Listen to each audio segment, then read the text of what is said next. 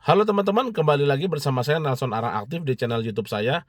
Di kesempatan kali ini saya akan kembali ya kita ngobrol-ngobrol mengenai asam lambung, GERD, anxiety, psikosomatik ya karena sempat 5 bulan ini saya belum sempat bikin video. Nah sekarang masih lagi ada kesempatan membuat video.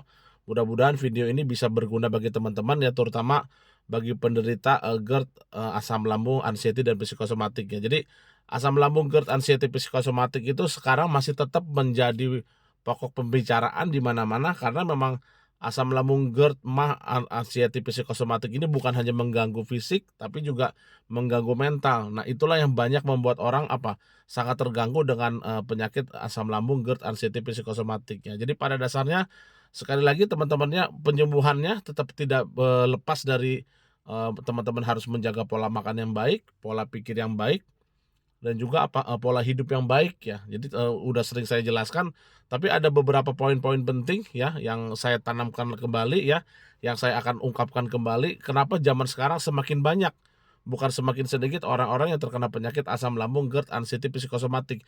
Banyak juga yang pola makannya sudah bagus ya, tidurnya sudah cukup, tapi cemasnya tidak kunjung hilang. Nah, ada beberapa poin di sini yang saya mau tekankan. Yang pertama adalah kehadiran media sosial ya seperti TikTok, Instagram, dan lain sebagainya. Pada dasarnya media sosial itu tidak ada salahnya, tapi pada saat teman-teman, salah menyikapinya, itu bisa menjadi bumerang ya, untuk teman-teman. Karena apa?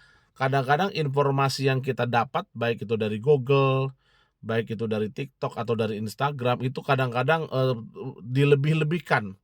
Itulah yang menyebabkan akhirnya kecemasan kita timbul kembali yang tadinya sudah mendingan. Nah seperti itu dan bukan hanya karena, hubungannya dengan asam lambung saja.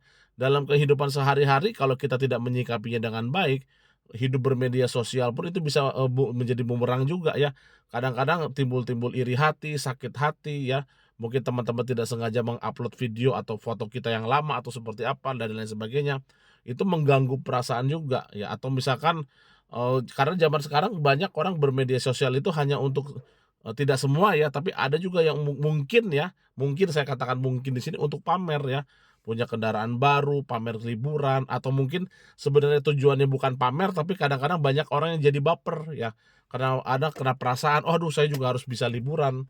Nah itulah yang menyebabkan zaman sekarang ini banyak sekali penderita-penderita GERD, anxiety, psikosomatik yang sulit untuk sembuh. Nah, jadi cara penanggulangannya, teman-teman batasi ya bermedia sosial. Bukan tidak boleh ya, tapi batasi ya. Jadi kita ikuti saja memang, berita-berita yang sudah pasti kebenarannya dan memang konten-konten kreator yang memang tidak menakuti teman-teman, ya. Jadi banyak yang kerjanya nakut-nakutin, "Wah, nanti asam lambung, nanti mati, kena begini, kena angin duduk," dan lain sebagainya. Nah, itu hindari hal-hal konten kreator yang hanya menakuti teman-teman. Jadi, pilihlah, ditontonlah yang betul-betul yang hanya memotivasi saja, ya bukan menakuti. Jadi ada yang sebagian itu yang mungkin supaya, produknya dibeli menakut-nakuti pelanggan, ya akhirnya istilahnya jadi cemas kita timbul kembali. Nah seperti itu. Jadi walaupun tetap kita harus waspada ya, walaupun kita istilahnya tidak terlalu takut dengan asam lambung, tapi bukan dianggap enteng. Akhirnya kita tidak jaga makan, kita tidak jaga, pola tidur ya begadang terus, itu pun tidak baik. Ya jadi tetap kita ambil informasi yang berguna untuk kita, tapi kita jangan ambil informasi yang buruk atau yang hanya menakut-nakuti kita. Nah itu pun teman-teman pun untuk googling pun hati-hati ya, kenapa? Contoh, gejala sakit kepala, kalau kita searching di Google, pasti muncul kanker otak, tumor otak, nah itu menyebabkan kita cemas berlebihan. Nah itu kalau orang yang mungkin yang tidak punya GERD anxiety mungkin aman ya, tapi kalau untuk penderita GERD anxiety, informasi sedikit yang berlebihan itu kita akan ke-trigger.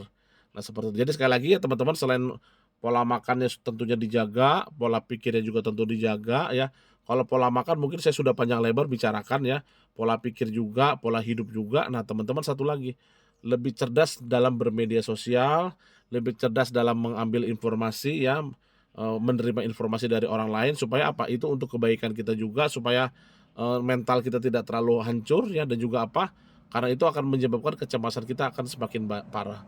Oke begitu sampai sini dulu teman-teman ya.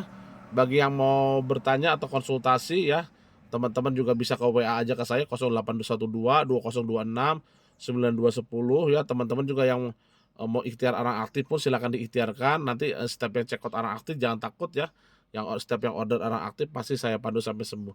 Oke, selamat siang teman-teman.